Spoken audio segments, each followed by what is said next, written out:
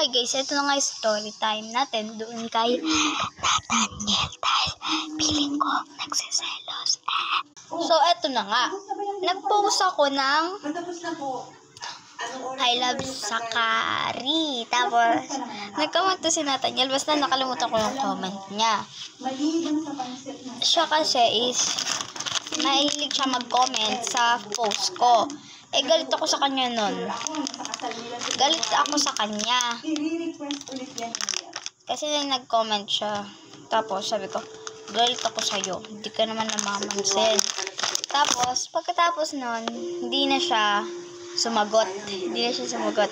Ewan ko kung ano ba yung sinabi ko pang isa. Tapos, ito nga, nag-post nga ako ng heart. Tapos, merong teddy bear nakalagay doon letter N. So, nag-comment siya. Sabi niya, ito yung sinabi ni Nathaniel, guys, ha? Sabi niya, di ba hindi na ako invited sa birthday mo? Kasi alam ko, hindi na ako invited, eh. Tapos, may lungkot, guys. Tapos, sa isa, di ba kasalanan ko to? Di ba kasalanan ko to, eh? Kasalanan ko to, di ba? So, sinabi ko sa kanya, Nathaniel, wala kang kasalanan. Ako ang may kasalanan. Tapos, sorry talaga ako, guys. Kasi nga, nilipat na ako. Nilipat na ako doon sa ibang classroom. Napunta ako sa, Poryakal. Yun. Tapos, syempre, boys.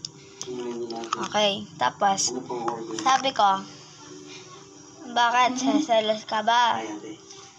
Tapos, di siya nag-reply. Tapos, biglaan, nag-post ako, nag-comment siya talaga. Basta guys, tignan nyo lang yung comment niya. Parang nalulungkot siya. Tapos, todo sorry ako. Sabi ko, sige, ako may kasalanan. Swerte nga ako, nakilala kita. Tapos, todo sorry talaga ako. Meron, umiiyak ako kanina, guys. Hindi ko alam kung ano yung ginawa ko. Basta umiiyak talaga ako kanina, guys. Dahil lang doon, di ba? Dahil lang doon, umiiyak ako. So, tignan nyo na lang doon sa baba yung kinoment niya sa akin. Kasi, may starstruck din kayo, guys, kahit di nyo siya crush. Dalawa kasi silang crush ko, si Sakari tsaka si Nathaniel. Si Nathaniel nagsiselos nga dahil crush kasi si Sakari, kasi kala niya siya lang yung crush ko. Basta guys, tingnan nyo na lang yung comment sa baba. Hindi